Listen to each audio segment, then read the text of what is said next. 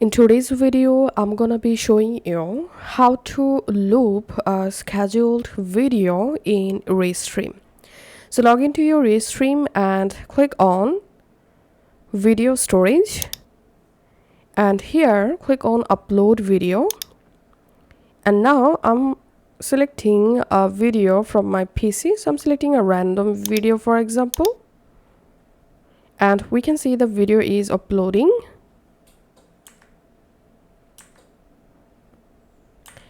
Once you successfully uploaded the video here, click on this three dot and here click on schedule stream. Select here video, and here write your video title, write your video description, select a scheduling date and a scheduling time. And here we can see the loop video option. So to loop the schedule video, you must upgrade your Restream. Now just click on this loop video drop down, and here select looping option. You can select from 1x to 10x. So I'm selecting here 10x, and then just click on next.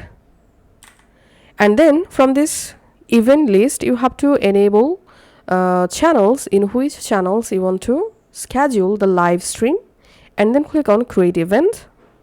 And that's it. That's how you can actually loop a scheduled video on Restream. Thanks for watching.